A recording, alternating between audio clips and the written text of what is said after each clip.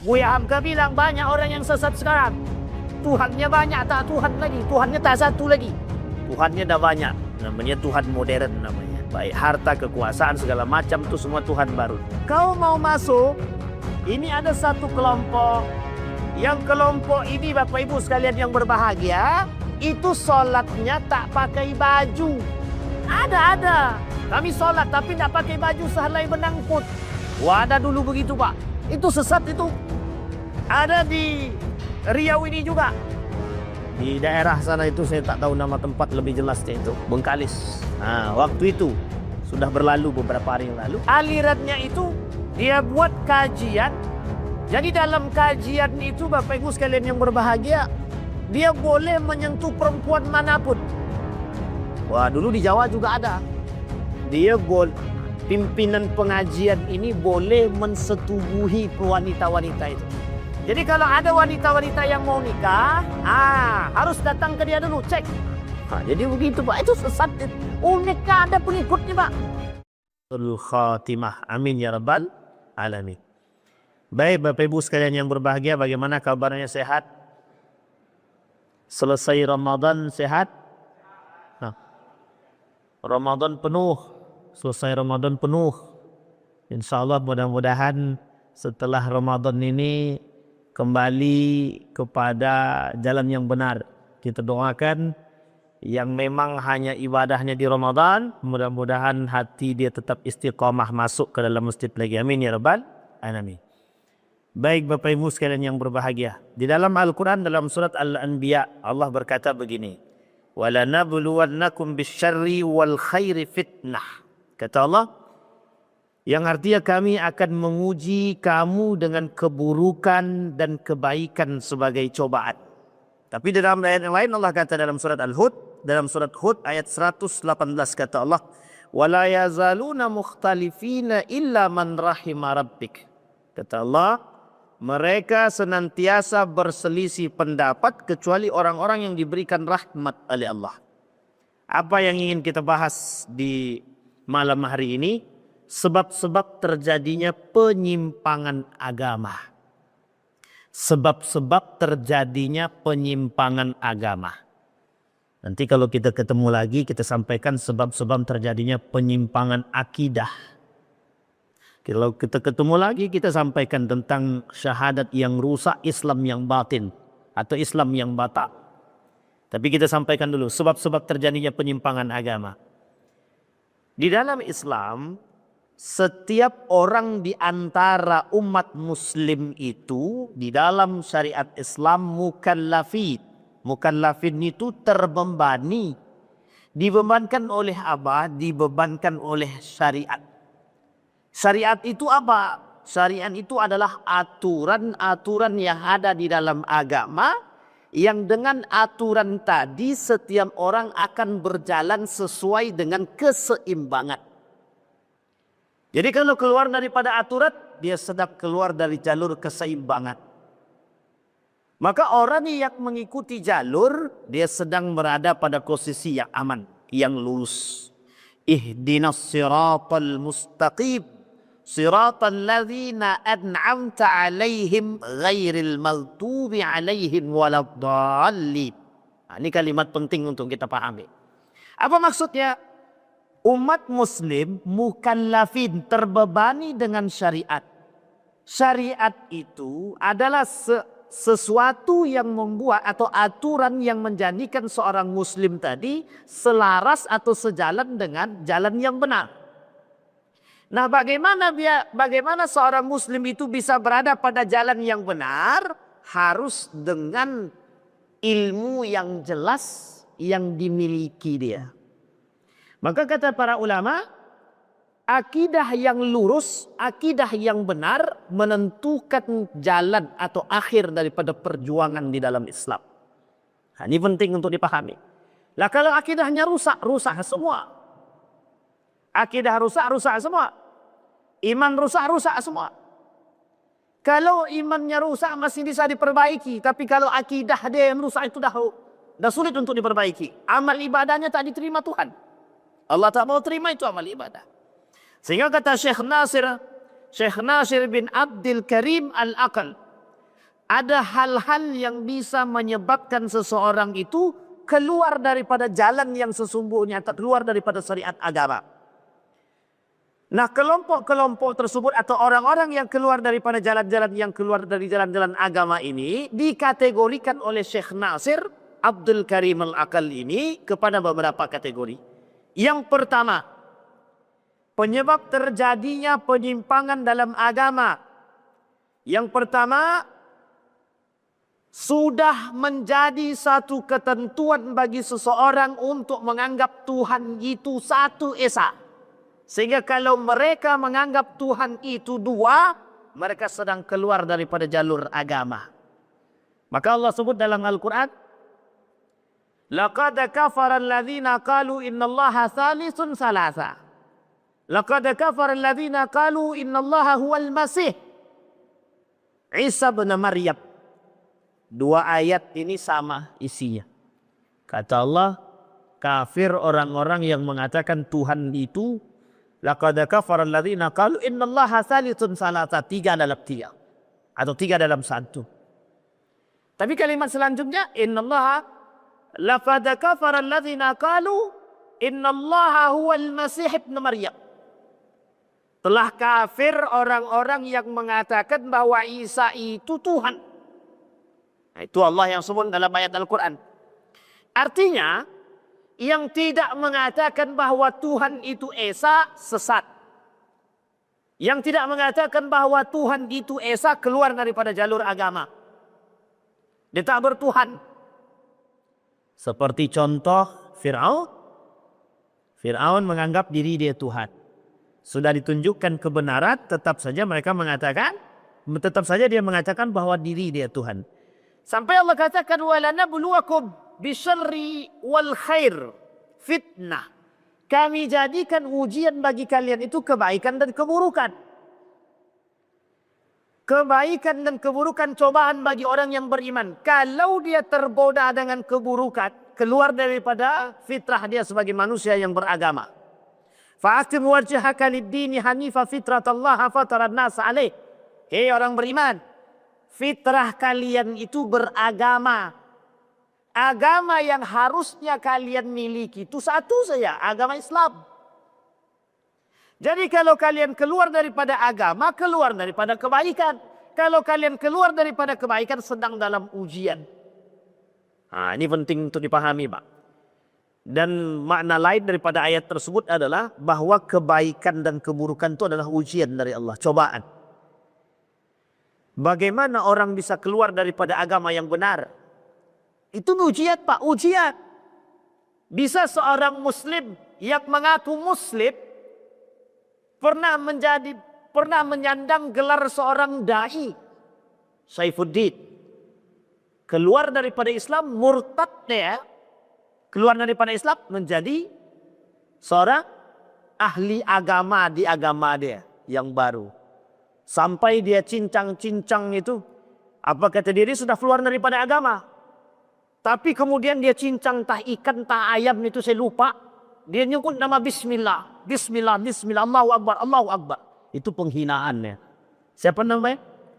Saifuddin. Nah, ini boleh diingat tak apa-apa karena dia sudah murtad daripada agama Islam. Orang murtad itu dalam Islam darahnya halal, boleh dibunuh. Dalam Islam, di luar Islam tak boleh. Dalam undang-undang kita tak boleh.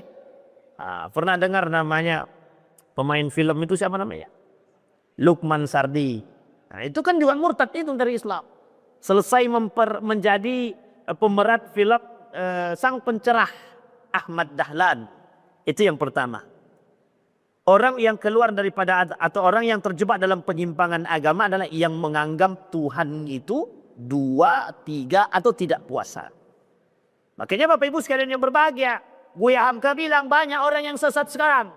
Tuhannya banyak, tak Tuhan lagi. Tuhannya tak satu lagi.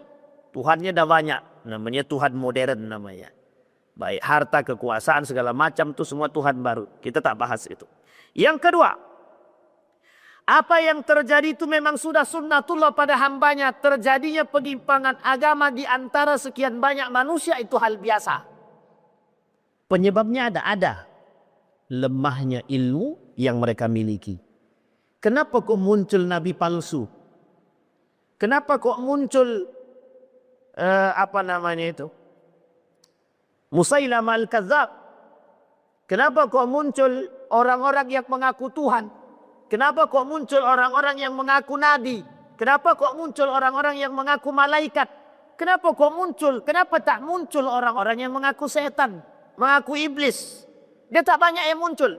Tapi ngaku malaikat mau, ngaku Tuhan mau, ngaku nabi mau. Dha'ful ilmi, lemahnya ilmu. Wa dha'ful akidah, lemahnya akidah.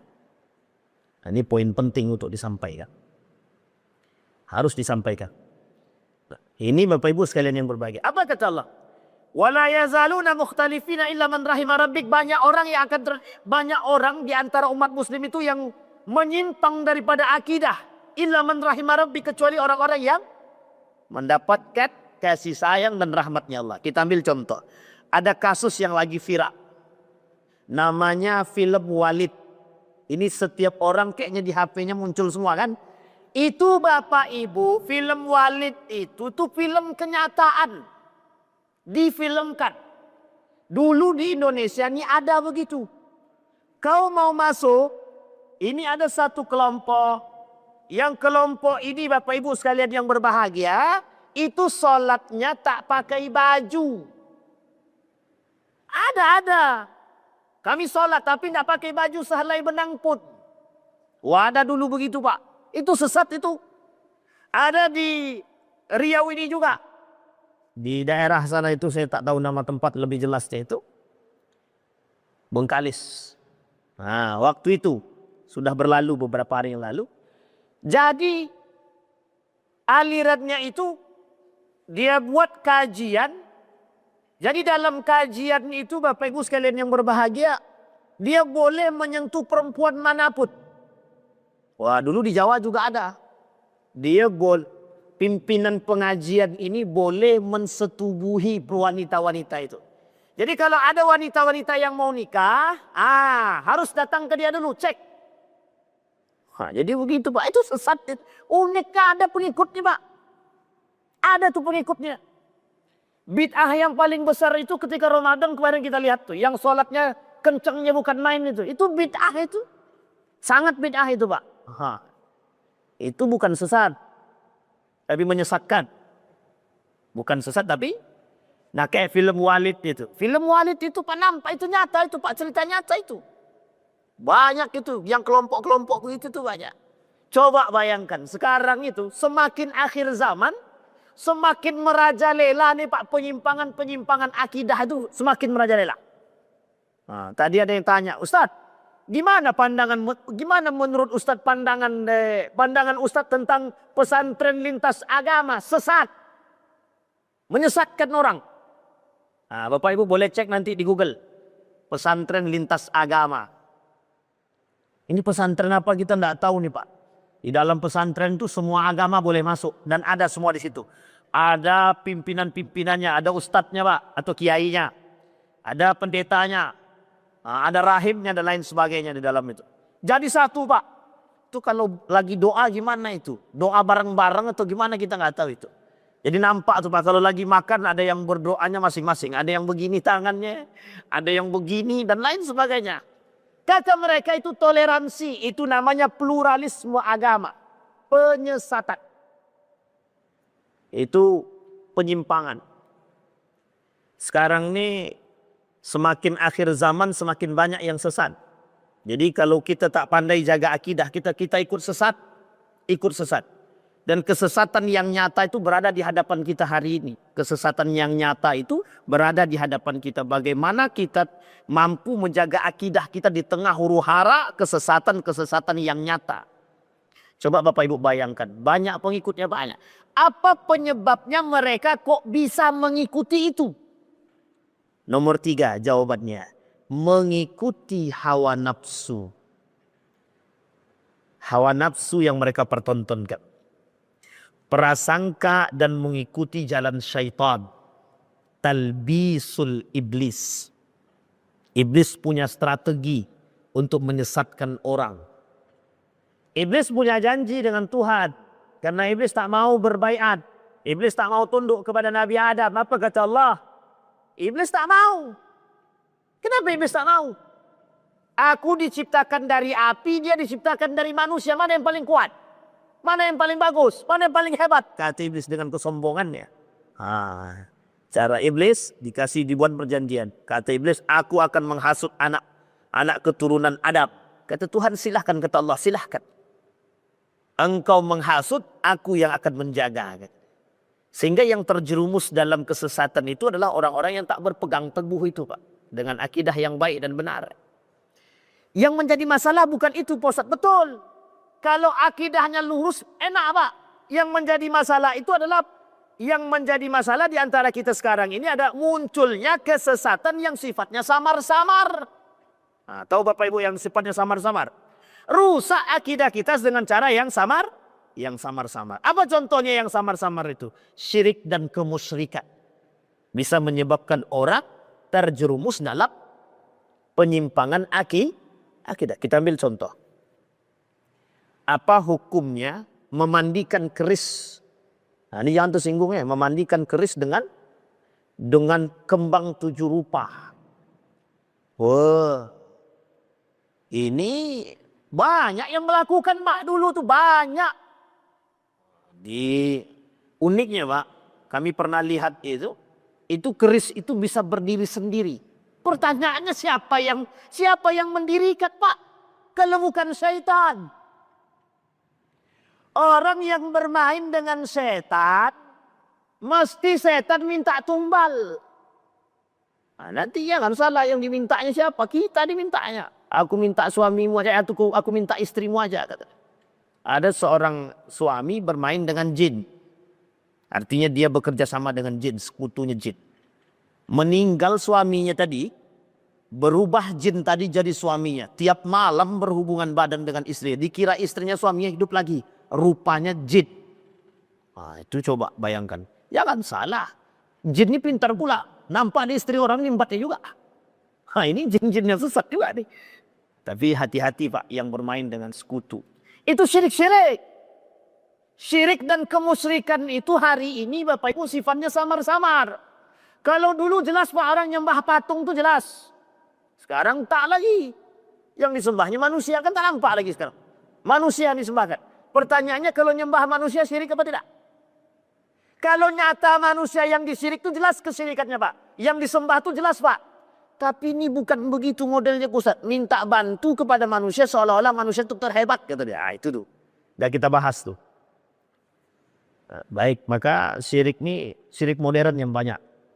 Orang-orang yang syirik modern ini banyak. Dah kita pernah sampaikan. Kalau belum saya sampaikan contohnya aja.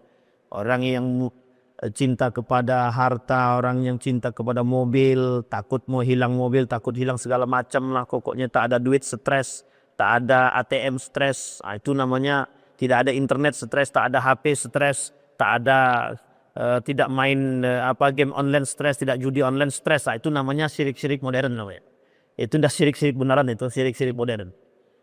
Kufur yang kedua, sifatnya samar-samar. Orang kufur ini juga bisa, Pak, penyebab terjadinya penyimpangan agama. Pelaku-pelaku kufur ini seperti apa? Banyak, Pak. Kufur ini banyak. Kapan waktu kalau kita ketemu, kita sampaikan macam-macam daripada perbuatan-perbuatan yang terjerumus dalam kekufuran. Satu di antaranya tidak sholat, Pak. Orang yang tak sholat, orang yang tak puasa, orang yang batal syahadatnya itu kufur semua, Pak. Coba bayangkan kalau yang tak sholat. Jadi kalau ada orang yang tak sholatnya sengaja, itu udah kufur itu, Pak. Kafir tidak, kufur iya. Kalau kufur itu apa maksudnya? Tak ada gunanya ibadah dia itu. Ibadah dia semua tak ada guna. Mau mati-matian dia sholat. Mau sholat tahajud dia 100 rakaat apa 2000 rakaat. Tapi tidak sholat wajib, dia satu aja tidak sholat wajib, dia tidak ada guna. Tahajudnya tidak ada guna, Pak. Puasanya tidak ada guna. Zakatnya tidak ada guna. Coba bayangkan. Itu kufur. Kalau kufur itu semua yang dia buat tak ada bernilai di sisi Allah. Di sisi manusia iya, di sisi Allah tidak. Itu berat tuh, Pak. Yang ketiga, nifaq wal munafiqun. Orang munafik. Sama, Pak. Orang munafik itu adalah perilaku nifaq ini perilaku yang mengantarkan kepada penyimpangan agama dalam diri seseorang. Karena mereka sebenarnya orang munafik ini tidak Islam, Pak. Orang munafik ini tidak Islam. Orang munafik ini izharul Islam wa ibtalul kufri. Pura-pura Islam. Itu munafik nanti. Jadi orang-orang munafik ini pura-pura Islam. Dia tidak pura-pura Islam dia. Lisannya Islam, hati dia kafir. Nah, itu dia yang susah tuh Pak. Banyak ini kita tak bahas secara detail satu-satu. Cukup lewat saja. Fasik. Innal munafiqina humul fasiqun. Orang-orang munafik itu fasik. Orang fasik belum tentu munafik. Tapi fasik kalau dilakukan terus-menerus kufur. Apa contohnya? Puasa. Orang yang tak puasa terus-menerus. 1 hari dia tak puasa fasik. 2 hari dia tak puasa fasik. Kalau sudah 30 hari dia tak puasa, itu bukan fasik lagi Pak. Lebih daripada itu bisa. Sampai-sampai orang-orang yang fasik ini, jika dia menafikan kewajiban apa perbuatan yang dia lakukan, terjerumus dalam kemungkaran. Misal, puasa itu tidak wajib Ustaz. Puasa itu sunnah. Atau puasa Ramadan itu tidak wajib. Puasa Ramadan itu sunnah saja. Yang mau saja. Berarti dia sudah mungkar. Sudah kufur. Bahkan sebagian ulama mengatakan sudah kafir. Baik Bapak Ibu sekalian yang berbahagia. Itu beberapa contoh daripada kesesatan atau kufur yang samar-samar. Kafir samar-samar. Bisa membuat orang kafir secara samar-samar. Sekarang kembali kepada poin penyimpangan agama tadi. Yang keempat, fanatik golongan. Fanatik golongan. Kalau fanatik golongan, kita kembalikan kepada poin utamanya. Taklidul a'ma. Jadi ada orang-orang yang taklid buta. Tahu taklid buta Bapak Ibu? Asal ikut. Itulah pengikut-pengikut Walid itu asal ikut aja tuh. Makanya dia mau aja itu. Yang uniknya lagi yang mengikuti itu Pak. Apa dia tak belajar? Harusnya dia bisa menggunakan akal dia untuk berpikir, benarkah? Masa iya? Masa iya untuk melakukan pernikahan itu harus diuji dulu oleh pimpinan atau kiainya gitu? Itu kalau ada begitu kan jelas sesatnya. Itu untung kiainya Pak. Pertanyaannya dosa apa tidak? Kita ambil contoh yang paling sederhana. Ini kalau ada pengikut aliran-aliran seperti ini bahaya juga nih Pak. Ini kesesatan tapi harus dijelaskan. Jadi dampak daripada ketidaktahuan. Misal Pak ya, kalau ada suami istri, nahuzubillah sudah talak 3 dia, jangan coba-coba balik. Kalau balik dia berzinah dia tuh Pak. Tapi kan itu menurut aku cuma talak 1, itu menurut ente, bukan menurut agama. Ini sekarang banyak begini Pak, beberapa hari yang lalu ada yang nelpon saya, Ustaz. Mohon maaf Ustaz, kami sudah talak 3. Tapi saya sudah nikah pula dengan laki-laki lain, kata istri dia. Cuman selama itu saya tak pernah dizina, tak pernah disentuh, dijamah oleh suamiku. Akhirnya aku menggugat cerai Ustaz. Setelah itu kami nikah lagi balik dengan mantan aku, sesat zina. Hati-hati Pak. Ini banyak di tengah masyarakat nih penyebab kekurangan pengetahuan kita. Du'aful ilmi tadi. Banyak orang-orang yang memaksakan hawa nafsu dia.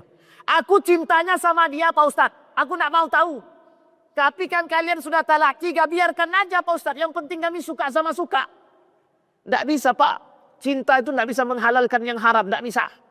Cinta tidak bisa menghalalkan yang haram. Nyawa saja taruhannya tidak bisa menghalalkan yang haram. Apalagi cinta. Babi bisa tidak menjadi halal. Kalau taruhannya dengan nyawa. Bukan halal diperbolehkan, itu bukan halal berarti. Hanya diberikan keringanan. Itu salah pahamnya yang terjadi itu. Dianggapnya babi itu jadi halal. Kalau sudah mau mati. Bukan jadi halal, diberikan keringanan. Jadi jangan salah paham. Jadi kalau seandainya dianggap halal berarti sepanjang dia musafir tak ada makanan dia boleh makan babi terus. Tidak bisa begitu, salah. Yang benar itu sedang laparnya, kalau tak makan langsung mati, dimakan sedikit hilang lapar selesai. Kalau makan sedikit lagi jadi haram. Begitu dia aturan main dia. Bukan penghalalan, diberikan keringanan. Itu harus dipahami. Yang kelima, penyebab terjadinya penyimpangan akidah. Adanya dai-dai yang mengajak kepada kesesatan. Ini kita bahas kalau kita ketemu lagi dalam poin khusus namanya ulama su. Atau dai-dai cinta dunia. Ini tak boleh dibahas di sini secara detail karena waktu tak cukup. Baik. Kemudian bal nattabi'u millata alaihi aba'ana. Kami hanya mengikuti apa-apa yang telah kami dapat dari perbuatan bapak atau nenek moyang kami. Taklidul a'ma. Taklidul a'ma. Seperti contohnya Yahudi. Yahudi itu mengikuti agama nenek moyang. Sudah datang kepada mereka kebenaran, mereka tak mau. Makanya kenapa mereka kaum Israel itu tak mau beriman kepada Nabi Muhammad. Orang Yahudi itu tak mau beriman kepada Nabi Muhammad. Karena mereka merasa kami ini mengikuti agama nenek moyang kami. Agama nenek moyang mereka udah sesat, Pak. Dulu ada cerita. Ada 5 orang soleh.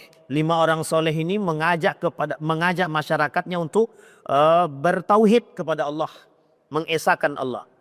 Satu ketika generasi pertama berarti anak mereka, anaknya orang-orang 5 orang soleh ini, anaknya dan para pengikutnya itu masih tahu kalau 5 orang soleh ini adalah orang soleh bukan Tuhan. Mereka masih mengajarkan, menganut ajaran-ajaran yang dibawa. Tapi pada generasi yang ketiga berubah, Pak. Dari orang soleh jadi Tuhan. Kenapa kok bisa berubah? Salah informasi atau bisa jadi taklidul a'ma, mengikut yang salah. Apa yang terjadi? Yang 5 orang ini oleh generasi pertama dianggap orang soleh, pada generasi ketiga dianggap Tuhan. Lah kok bisa terjadi perubahan begitu, Pak Ustaz? Banyak penyebabnya. 1, kebodohan. Yang kedua, karena fanatik. Yang ketiga, karena kelemahan ilmu. Yang keempat, tidak tahu kebenaran. Nah, itu pentingnya untuk kita pahami, Pak. Coba kalau tidak paham sejarah. Kalau kita tidak paham sejarah bisa sesat kita, Pak. Bisa salah paham. Tapi kalau kita paham sejarah bahwa 5 orang tadi adalah orang soleh, tidak mungkin orang itu mentuhankan. Tapi kalau kita tak paham, oh suci kali orang 5 soleh itu udah kayak Tuhan. Nah, dianggapnya Tuhan. Terjadi itu, Pak. Pada masa dahulu terjadi. Taklidul a'ma. Jangan mengikuti sesuatu itu tanpa ada ilmu. Kita taklid ini, Pak, harus dengan ilmu. Yang kami ikuti ini Ustadz, kiai. Tengok dulu kiainya seperti apa. Kalau kiainya bisa bicara dengan Tuhan, itu perhatikan dulu. Benar tidak ada orang yang bisa bicara dengan Tuhan. Kalau kiainya bersentuhan dengan perempuan, suka pegang-pegang perempuan, pertanyaannya, Pak, itu beneran kiai atau bukan? Hanya aneh-aneh ini, Pak. Sekarang nih, mohon maaf. Terlalu mudah kita nih, Pak. Cepat kagum. Oh, itu kiai loh. Udah doktor dia kiai lagi. Tapi kerjaannya megang anak gadis orang. Apa yang kiai begitu? Jangan salah paham. Kita harus tahu ada penyakit. Apa tolak ukurnya? Tolak ukurnya iman. Itu kiai, Pak Ustadz. Pernah sholat masjid? Nah, pernah dia sholat masjid, Pak. Tapi dia tinggi imannya, Pak. Tidak pernah sholat ke masjid tapi imannya tinggi lah. Kok bisa bertolak belakang begitu tuh gimana? Kita ini kan cepat. Ada orang yang bisa menyembuhkan. Itu kiai itu, Ustaz. Dia bisa menyembuhkan penyakit orang dengan doanya, Pak Ustaz. Dia sholat di masjid? Enggak, Pak Ustaz. Sholatnya di mana? Di rumah aja, Pak Ustaz. Ini curiga kita nih. Bisa jadi dia mengobati orang dengan pengobatan yang bercampur dengan syaitan. Sini tangan. Bismillah. Dengan nama bismillah. Langsung sembuh, Pak. Yang patah tadi, bengkok patah begini. Bismillah ditarik. Bismillah. Sembuh. Tidak terasa sakit. Itu mesti ada setannya itu, Pak. Mesti ada setannya. Tapi dia kan punya kekuatan. Dan tengok dulu, Pak. Kalau ada orang bisa berjalan di atas air, setan pun bisa berjalan di atas. Itu kata Ustaz Abdul Somad. Jadi jangan salah tertipu, Pak. Banyak jin yang bisa jalan di atas air itu. Ada orang itu wali tapi wali dia. Wali apa? Wali murid. Banyak wali murid. Tapi dia wali bisa jalan di atas air, Pak Ustaz. Oh, jangan salah. Jin juga banyak. Banyak juga wali-wali itu yang bermain dengan jin. Bukan jin yang minta bermain. Dia yang mau main sama jin. Kalau ada jin yang tunduk dengan kiai, takut dia, itu bisa jadi. Rajin sholat dia.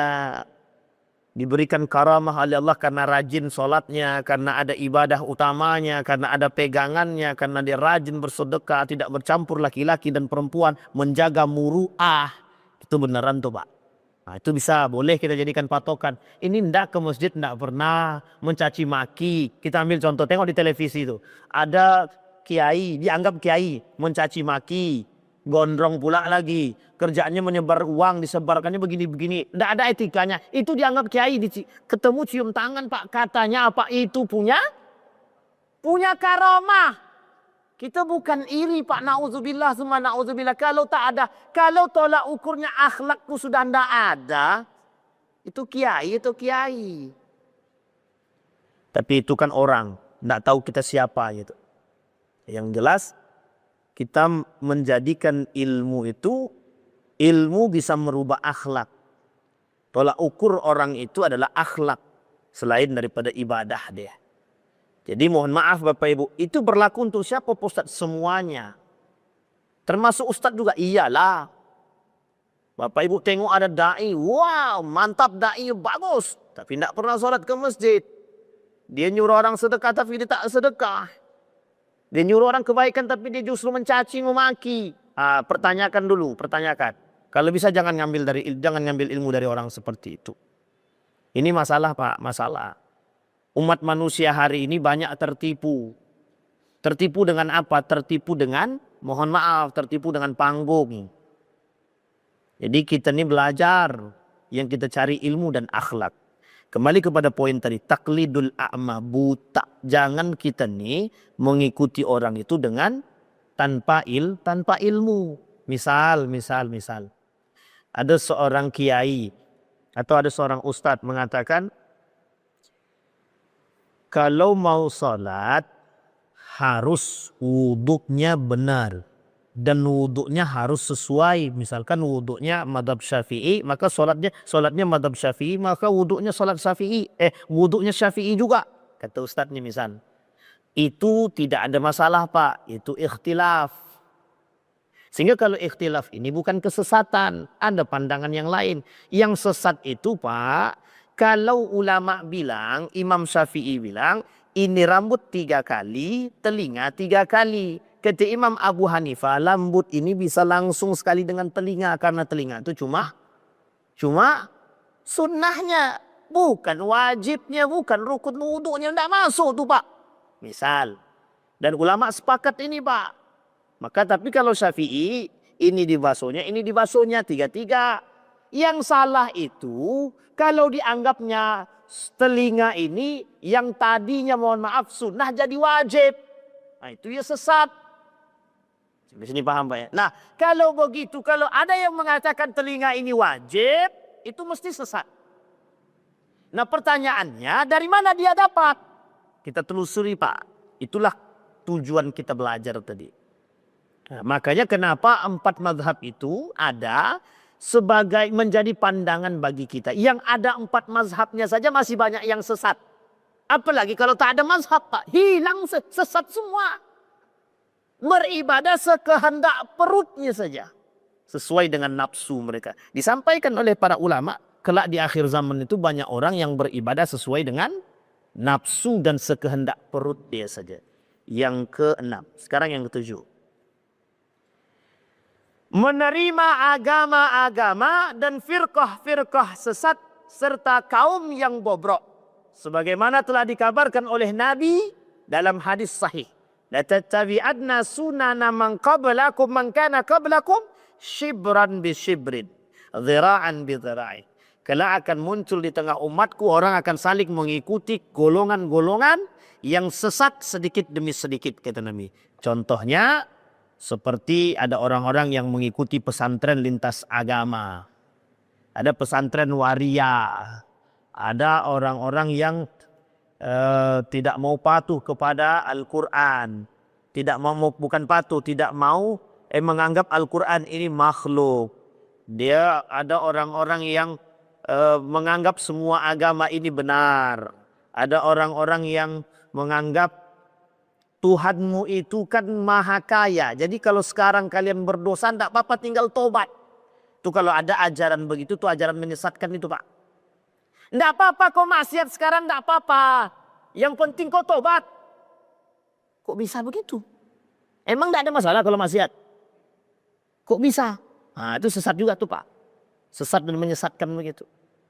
Sebaiknya jangan bermaksiat.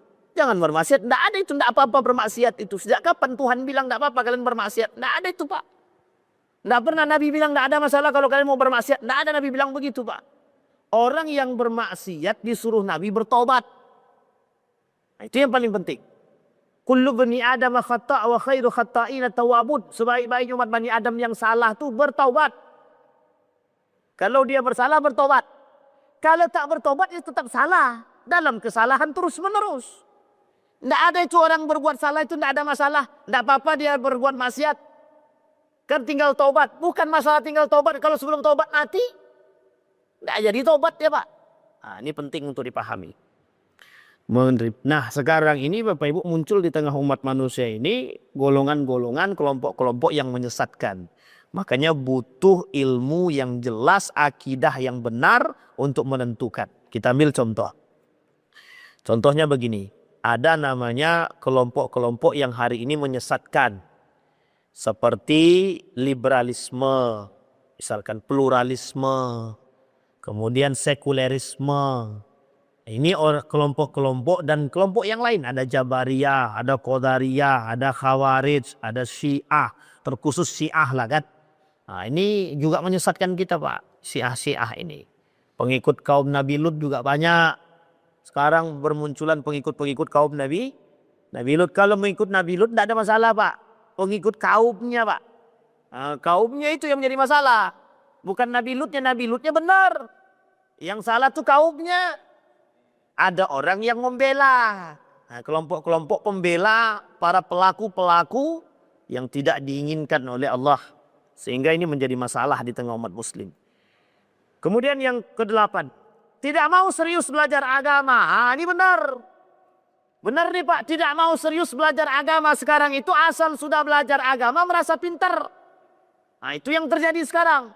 Yang banyak di akhir zaman itu merasa pintar. Bukan pintar. Merasa. Baru belajar setahun agama dan jadi ahli fatwa dia. Ah itu banyak tuh sekarang. Kita tidak mengatakan siapapun Pak. Tapi itu kenyataan. Kenyataan. Dr. Mawardi Muhammad Saleh itu terus yang kita sampaikan. Coba cari yang lain Ustaz, boleh. Buya Hamka. Itu terus Ustaz, oke. Kiai Haji Ahmad Sahan. Itu terus Ustaz, oke. Kita cari ulama yang lain. Kita ambil misalkan Syekh Mutawalli Sya'rawi. Itu terus Ustaz, oke. Syekh Atiyah Syakar. Itu terus Ustaz, oke kita cari ulama yang lain. Syekh Ali Jum'ah. Yang lain Ustaz, oke kita cari yang lain lagi. Syekh Ad-Dimaski. Semua nama-nama yang saya sebutkan itu Pak. Sampai akhir hayatnya terus belajar agama. Sampai akhir hayat baik formal maupun non formal. Ini baru belajar non formal. Ada guru. Baru belajar setahun. Kata guru kami. Gitu. Dia pula awak dikafir-kafirkan dia. Itu sesat tuh Pak. Menyesatkan itu. Orang-orang kelompok-kelompok yang suka darah kalian ini halal nih untuk dibunuh. Nah, itu sama tuh kalau ada yang begitu itu sama. Dulu banyak Pak kelompok-kelompok seperti ini. Ini sudah kita sampaikan berkali-kali di beberapa masjid di Pekanbaru tentang kelompok-kelompok yang sesat dan menyesatkan. Ini sebenarnya tidak terlalu berbahaya. Yang berbahaya di tengah kita itu adalah orang-orang munafik yang mengantarkan kita kepada kesesatan. Inna akhwafa ma akhafu ala ummati munafikun alimul lisan kata Umar bin Khattab. Itu yang paling berbahaya Pak. Kelompok liberalisme, sekulerisme, pluralisme itu orang-orang munafik semua itu Pak. Orang-orang munafik itu lebih berbahaya Pak daripada kesesatan yang nyata. Kenapa? Karena mereka menyesatkan itu secara perlahan dan diam-diam. Mereka menyesatkan kita secara diam-diam Pak. Tidak terang-terangan. Nah, kalau terang-terangan jelaskan Pak. Ridwan sembah itu patung. Nampak kita sesatnya Pak jelas. Ini Ridwan. Kau ciumlah tangan dia itu. Dia itu ahli surga itu. Nah, itu sesat itu kayak gitu. Kok bisa tahu dia ahli surga itu dari mana gitu. Kapan dapatnya gitu. Dan sejak kapan dia dapat label ahli surga itu. Sedangkan Ali bin Abi Thalib saya tidak pernah mengaku dirinya ahli surga kok. Ini kok ada orang Ada seorang ulama yang bermimpi bertemu dengan baginda Nabi, dan baginda Nabi sebutkan bahwa si anu itu ahli surga. Tidak berani ulama ini menyebarluaskan itu. Coba bayangkan, ini ada orang ngaku ahli surga. Nah, cium tangan aku, kalau kau tak cium tangan ini bisa membuat kalian masuk dalam surga. Haram jasad kalian masuk dalam neraka. Kata. Mak kalau begitu mau juga kita.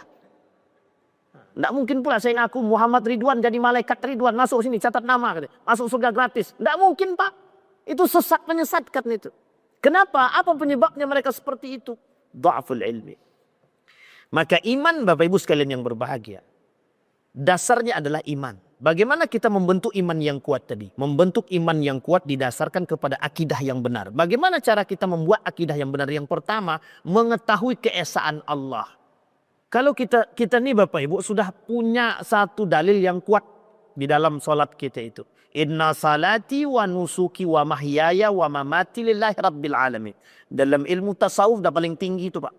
Sudah mengakui keesaan Tuhan, tak ada lagi, tidak ada Tuhan selain daripada Allah. Mati hidup mati dah karena Allah. Bahkan berani Allah kata, sampai-sampai Nabi kata dalam hadisnya ada orang saling mencintai karena Allah, berpisah karena Allah. Coba bayangkan, itu kalimatnya sederhana tapi mengapa kok begitu dalamnya? Itu karena satu saja Pak, tauhidnya tinggi Pak. Ada ndak orang yang yakin kepada Allah? Ada. Kalau ndak Pak, Nabi Ismail, siapa nama ibunya? Hajar. Kok bisa tinggal di Mekah berdua tak ada manusia Pak? Jawabannya kan pertanyaan dia kepada suaminya, apakah ini perintah Tuhan? Apakah ini perintah dari Allah? Tidak dijawab sama Nabi Ibrahim, cuma dianggukkan aja. Kalau ini perintah dari Allah, mustahil Allah akan melepaskan kita. Coba bayangkan tuh. Sekarang tuh yang tak ada manusia yang begini Pak. Tidak ada tuh. Kita mau buat begitu, udah tenang. Ada Allah, yakin kepada Allah. Yakin kepada Allah itu tidak membuat kita kenyang. Nah, coba bayangkan. Sampai sebegitunya kita Pak. Dirusak oleh urusan-urusan. Itu cara orang melemahkan akidah dan iman kita Pak. Cara mereka merusak akidah kita. Cara mereka merusak pemahaman kita. Sampai kita pada nomor yang ke-8. Man yuridillahu bihi khair yufaqihu fid din. Kita kata Gus Baha itu mempelajari agama tuh harus serius. Tidak bisa main-main. Karena dampak daripada belajar agama main-main itu aliran sesat. Orang yang serius saja belajar agama bisa sesat, apalagi yang main-main. Makanya kata Gus Baha itu, saya kutip kalimat dari beliau ini penting. Kata beliau begini, mempelajari agama itu perlu serius. Saya lebih baik mengajarkan 2 orang tapi serius daripada banyak tapi nggak ada yang dengar. Itu sebenarnya nyindir Pak. Nyindir siapa? Nyindir kajian yang banyak tapi pakai musik. Tahu Bapak Ibu? Sampai beliau katakan begitu Pak. Sampai beliau katakan banyak sekarang tren ngaji rame tapi tidak ada ilmunya. Joget-jogetnya doang yang ada. Na'udzubillah itu mak. Na'udzubillah. Nah kenapa ini perlu kita sampaikan? Akhir zaman Pak isinya. Akhir zaman itu akan bermunculan kelompok-kelompok yang sesat dan menyesatkan. Dan itu berada di tengah-tengah kita tidak sedikit dan banyak. Sehingga semakin mempersempit ruang bagi orang-orang yang benar-benar beribadah kepada Allah dengan keteguhan. Jadi orang-orang mukmin beneran itu di akhir zaman itu memang sedikit. Karena sisanya yang lain itu mereka berada dalam kesesatan. Dhalun yudin. Sesat dan menyesatkan. Saya kira itu saja, mudah-mudahan ada manfaat bagi kita semua. Mudah-mudahan bisa menjadi perhatian bagi kita. Mudah-mudahan kita bisa mengikuti jejak baginda Nabi Muhammad SAW kelak dimasukkan ke dalam surga bersama dengan para syuhada salihin. Amin ya rabbal alamin. Fa'tabiru ya ulil absar la'allakum tuflihun. Assalamualaikum warahmatullahi wabarakatuh. Assalamualaikum warahmatullahi wabarakatuh. Alhamdulillahirabbil alamin. Itulah saudara-saudari ceramah-ceramah dari ustadz kita, guru-guru kita untuk mengedukasi kepada masyarakat pengguna medsos yang memahami tentang dunia publik. Banyak ajaran-ajaran yang sesat. Jadi untuk itu marilah kita belajar menjadi manusia yang lebih baik lagi agar kita itu berguna dan bermanfaat bagi banyak orang. Jadi untuk itu berita publik hadir untuk saudara-saudari dimanapun berada, di mana berita publik ini selalu memberi pencerahan, memberi manfaat, mengajari tentang kebaikan. Dan bagi pengguna publik, jangan sampai mempercaya isu-isu hoak. Jadi diteliti dulu, ditelusuri dari mana sumber beritanya, kan seperti itu. Jadi untuk itu berita publik hadir untuk saudara-saudari dimanapun berada, dan jangan lupa selalu berdoa kepada Allah Subhanahu wa Ta'ala. Dan jangan lupa pula saudara-saudari untuk mendoakan saudara-saudara kita yang terdampak perang. Semoga perang ini cepat selesai. Semoga perang itu tidak berkelanjutan ya. Marilah kita berdoa. Semoga konflik yang terjadi saat ini semoga cepat selesai. Semoga menemukan titik terang, menemukan solusi untuk memberhentikan perang ini, karena perang itu tidak menguntungkan melainkan merugikan banyak umat manusia. Baik saudara-saudari, di berita publik ini saya selalu menghadirkan baik ceramah atau berita-berita yang bermanfaat bagi banyak orang. Jadi di berita publik itu apa yang viral, yang jelas viralnya itu membawa manfaat bagi banyak orang. Jadi saudara-saudari silahkan dukung channel berita publik ini, semoga bermanfaat ya. Dan sekarang masih hari lebaran, minal aidin wal faizin, mohon maaf lahir dan batin. Semoga saudara-saudari dimanapun berada sehat selalu, banyak rezekinya, amin ya rabbal alamin. Oke saudara-saudari, sampai di sini dulu. Sampai jumpa lagi di konten-konten berikutnya.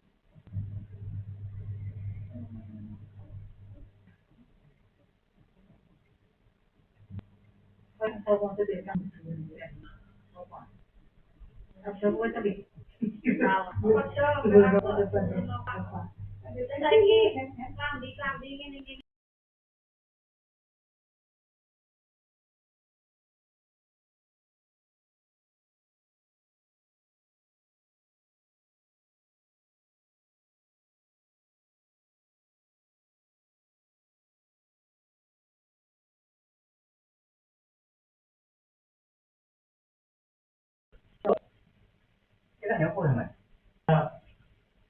Kita kenal, kenal. Kalau memang kan pernah kenal. Bisa kan pernah itu. Kawan-kawan kan. Dia jangan itu.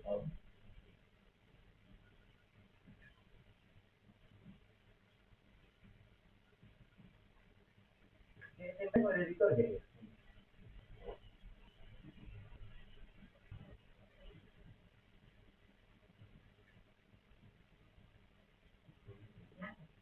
Kemudian gitu.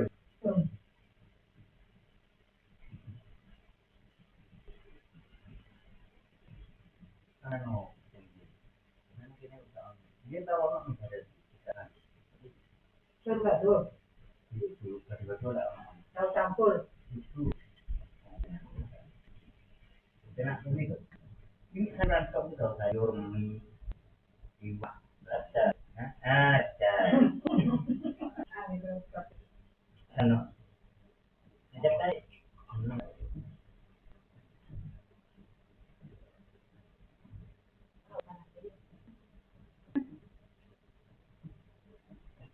Kamu tuh.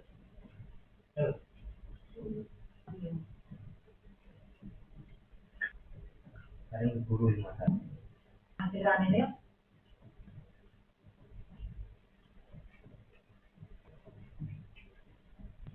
Yung panganan ng dari mo. Lalu Pak Sule itu iba. Itu juga kan. Yang kurang buat tutup. Iya, iya. Kalau mau tahu dong tutup setengah. Setengah.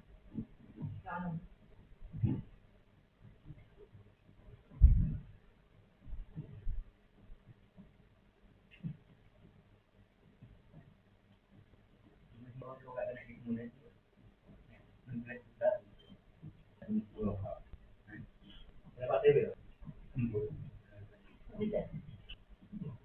Bagaimana hari itu? Hari Pak Tidak. Itu yang biru. Mana datang itu? Yang sore. Biar ada ini yang sore. Ya, berapa Pak? Itu tuh apa teman-teman Pak? Kan adanya ya.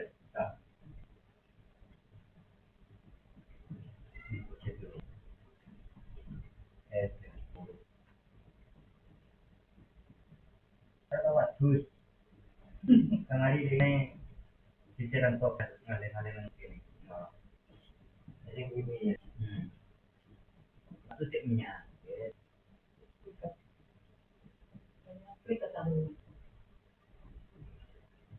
Aturan pemikiran.